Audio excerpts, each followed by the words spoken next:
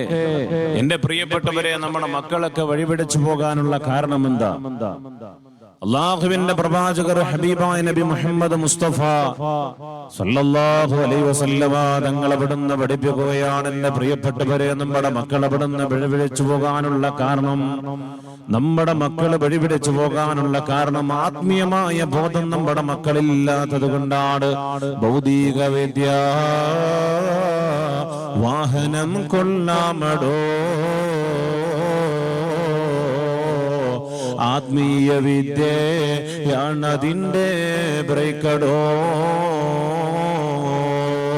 അല്ലാഹുവേ, മഹാനായ തഅ്വാ ഉസ്താദ് അവിടുന്ന് നമുക്ക് പഠിത്തരുകയാണ്, ഭൗതിക വിദ്യ വാഹനം കൊള്ളാമടോ, ആത്മീയ വിദ്യയാണ് അതിന്റെ ബ്രേക്കടോ.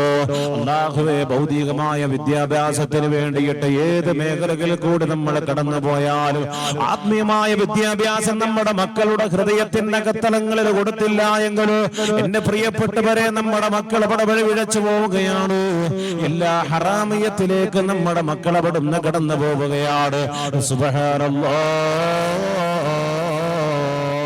അല്ലാഹുവിന്റെ ഹബീബായ നബി മുഹമ്മദ് മുസ്തഫ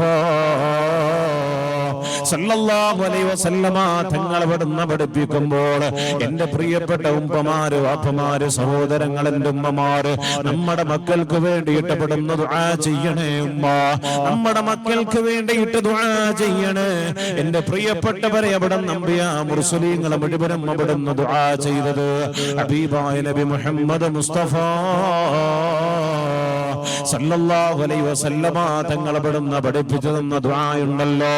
അല്ലാഹുവേ, പരിശുദ്ധമായ ഖുർആൻ അവിടുന്ന് നമുക്ക് ദുആ ചെയ്യാൻ പഠിപ്പിച്ചു തന്നിട്ടുണ്ട്. ഏത് ദുആയാണ്? റബ്ബനാ ഹബ് ലനാ മിൻ അസ്വാജിനാ വദുർരിയാതിനാ ഖുർറത അയ്യുനിൻ വജ്അൽനാ ലിൽ മുത്തഖീന ഇമാമാ. ربنا هب لنا من أزواجنا وذرياتنا قرة أعين واجعلنا للمتقين إماما. എന്റെ പ്രിയപ്പെട്ട വാപ്പമാരെ, സഹോദരങ്ങളെ, എന്റെ ഉമ്മമാരെ, നമ്മുടെ നിസ്കാരത്തിന് ശേഷം ഇരുന്നു കൊണ്ട് നമ്മളൊന്ന് ദുആ ചെയ്യൂ. നമ്മുടെ മക്കൾക്ക് വേണ്ടി, ഭർത്താവിന് വേണ്ടി, ഭാര്യയ്ക്ക് വേണ്ടിയിട്ട്, മാതാപിതാക്കൾക്ക് വേണ്ടിയിട്ട് അല്ലാഹ് അവരുടെ കൺകുളിർമയാക്കണേ അല്ലാഹ്. അവർ ഞങ്ങളുടെ കൺകുളിർമയുള്ള മക്കളാക്കി, ഭാര്യയാക്കി, മാതാപിതാക്കളാക്കി, ഭർത്താവാക്കി നൽകണേ അല്ലാഹ്. റബ്ബനാ ഹബ് ലനാ മിൻ അസ്വാജിനാ വദുർരിയാതിനാ ഖുർറത അയ്യുനിൻ വജ്അൽനാ ലിൽ മുത്തഖീന ഇമാമാ. നമ്മളും നന്നാകും, നമ്മുടെ മക്കളും നന്നാകും, നമ്മുടെ കുടുംബവും നന്നാകും. അങ്ങനെയുള്ളൊരു അത്ഭുതമായ ദുആയാണിത്. നമ്മൾ സ്വന്തം നന്നാകും. അല്ലാഹു അവർക്ക് ഇമാമായി നിൽക്കാൻ പറ്റുന്ന ആളാക്കണേ അല്ലാഹ്. ഇമാം എന്ന് പറഞ്ഞാൽ വെറുതെ ചുമ്മാ കളിക്കുന്ന ഒരാളല്ല. ഇമാമാക്കുക എന്ന് പറഞ്ഞാൽ എന്താ?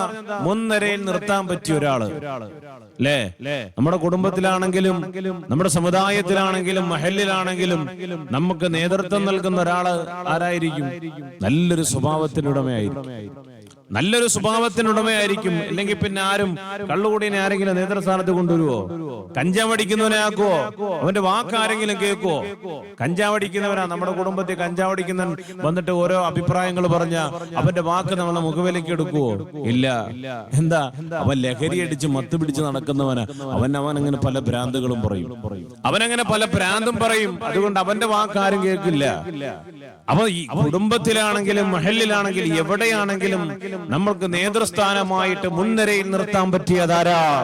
അവന്റെ സ്വഭാവം നല്ലവനാ. ഹുസ്നുൽ ഖുൽഖ്, സ്വഭാവം നന്നായ ആൾക്കാർ മാത്രമാണ്. സ്വഭാവം നന്നായ ആൾക്കാരെയാണ് മുൻനിര നിർത്തുന്നത്, അല്ലേ? അതുകൊണ്ട് അല്ലാഹുവേ, ദുആ ചെയ്തു കഴിഞ്ഞാൽ, ഈ ദുആ ചെയ്തു കഴിഞ്ഞാൽ അല്ലാഹു നമുക്ക് തരുന്ന ഏറ്റവും വലിയ അനുഗ്രഹം എന്ന് പറയുന്നത് നമ്മൾ സ്വന്തമായി നന്നാവുകയാണ്.